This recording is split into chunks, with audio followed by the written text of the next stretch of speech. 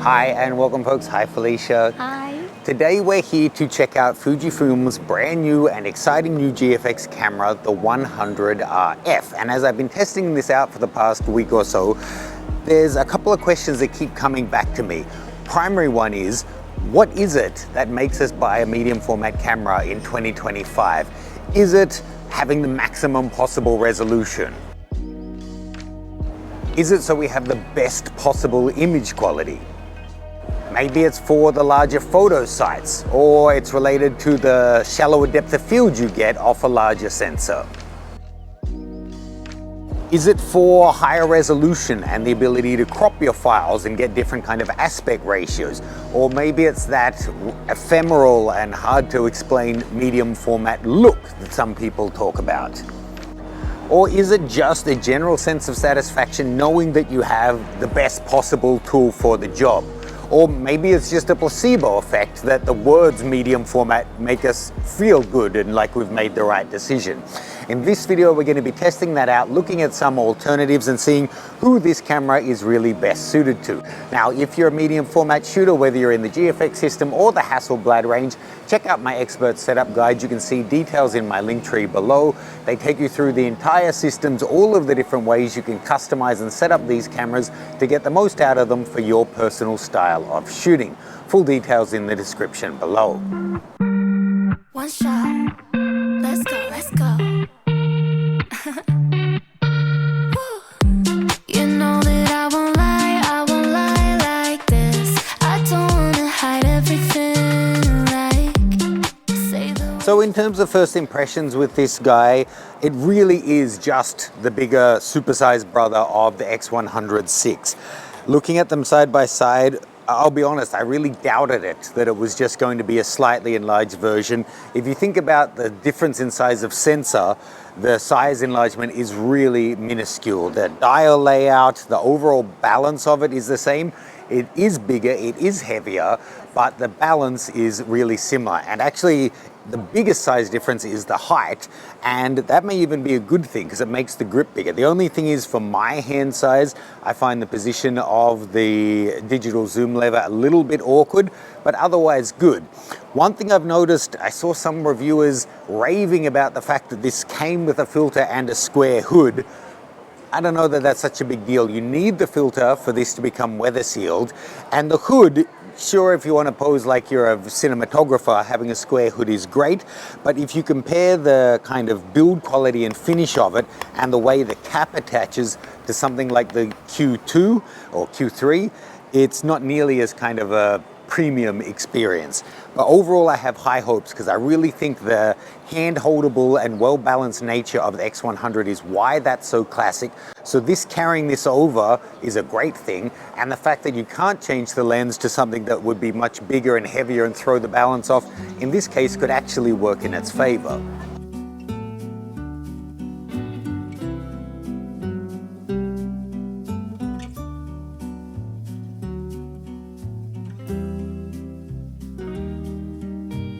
But look, I don't want to focus on just the negatives. So what this brings to the party that's different to anyone else?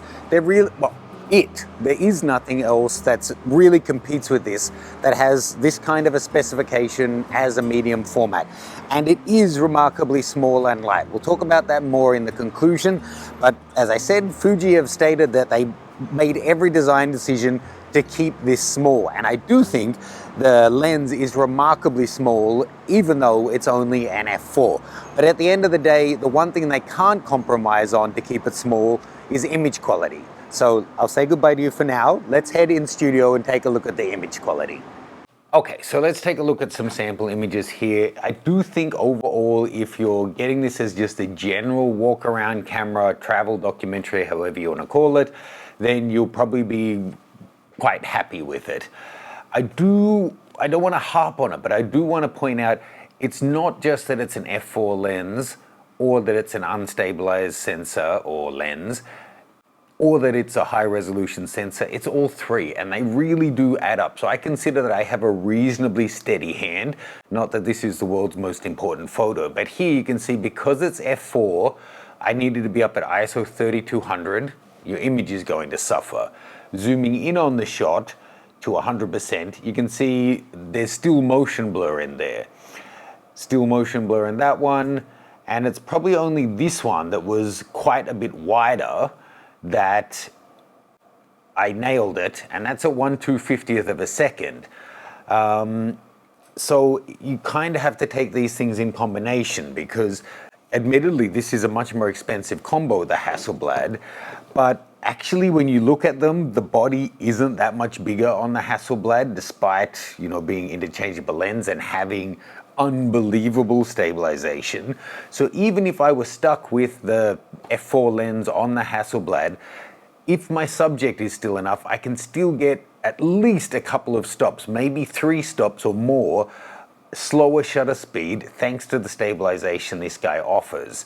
They have the same sensor, so we're getting the same performance in different ISOs, but then if I can get 2 to 3 stops of better shutter speed and maybe a stop or more of better aperture, you can see I can really bring down my overall ISO in the shot. Now, we did get some samples where we compared all 4 of the cameras because they are kind of, there's overlap for the reasons that I discussed. So let's take a look at those. I'll just put them full screen for you here, so let's take a look. First of all, these shots shot outside the temple of Felicia. We're just kind of looking at how's the foreground blur and how's the background blur. You can see the poles on the left of frame just here, and then the shop in the distance as well. So to give a little bit of a context of how blurry you're able to get your background, all of these shot wide open. So the GFX, and then the Q3, and then the X2D with the 38-25, and then the X100. So different look to the shots, but you can see probably of all of them, the GFX has the least blurry of the backgrounds.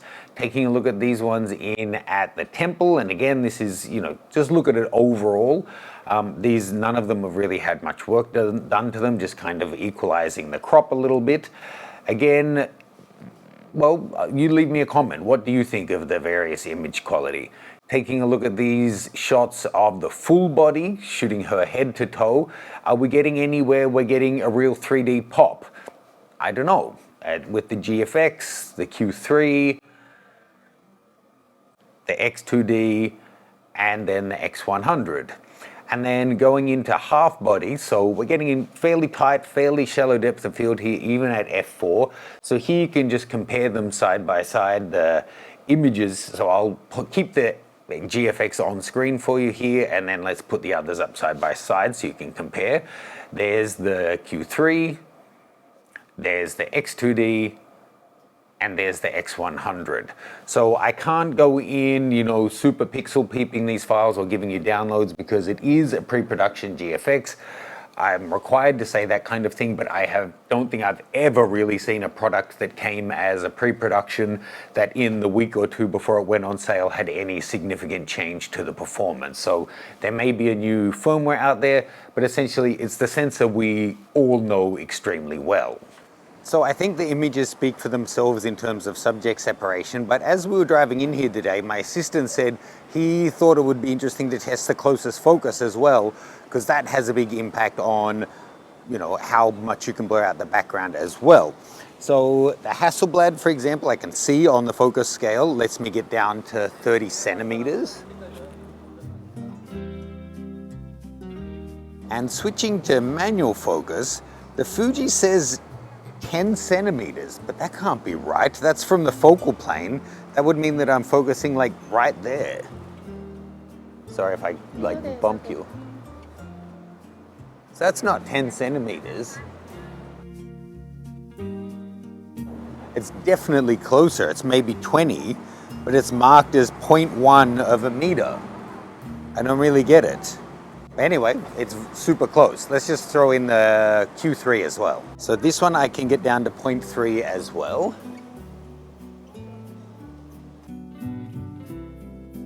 but it also has a macro mode that lets me get down to 0.17. And that's by far the greatest reproduction ratio out of the three.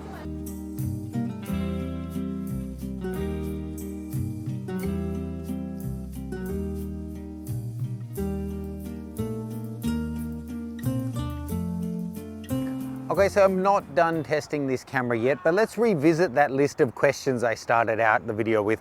Why do you buy medium format in 2025? First one, is it for the ultimate image quality?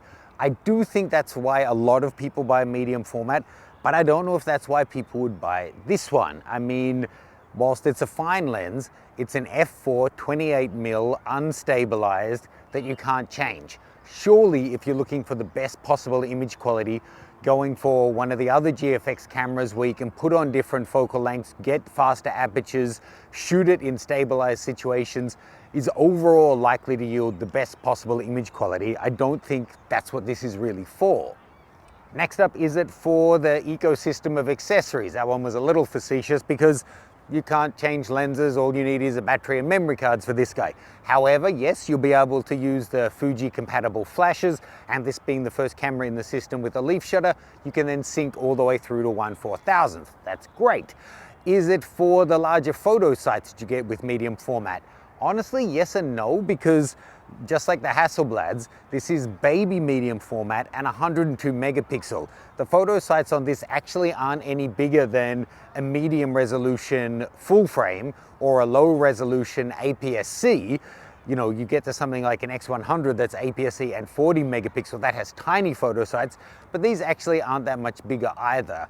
And the idea that you need big photo sites to have decent ISO performance, it kind of doesn't hold in 2025 anyway. Is it for the shallower depth of field you get on larger sensors? I don't think so, because whilst that's true, if you keep everything else the same and go to a larger sensor, yes, you get a shallower depth of field, but this is an f4 lens. You're not going to get that shallow of a depth of field. You're not going to get huge subject isolation. And anyway, if you compare any of the medium format cameras, you know, the fastest you're looking at is like a 80mm f1.7, Hasselblad's is a 1.9. We have 1.2 85mm in full frame that give you significantly shallower depth of field. So I don't think it's that. Is it the maximum possible resolution and the cropping capabilities that come with that? That one I think is really getting closer to the point.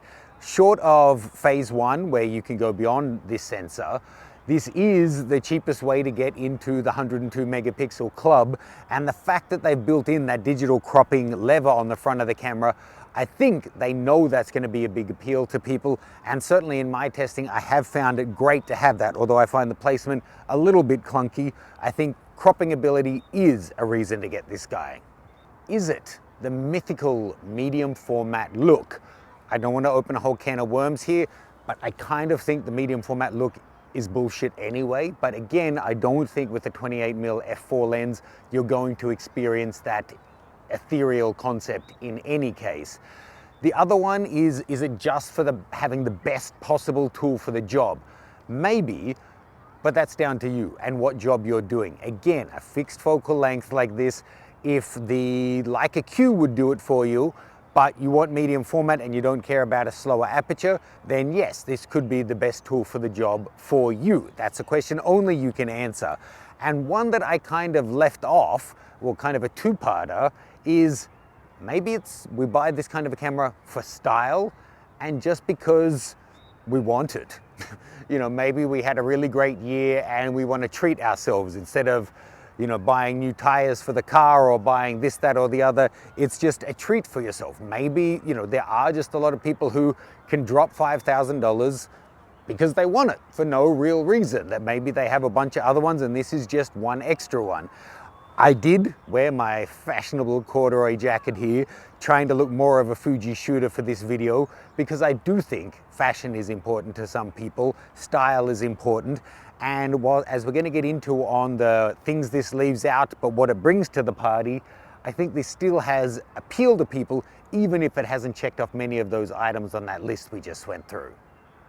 You really need to take a look at what is going to meet your needs or your wants, because this is not really a needs camera.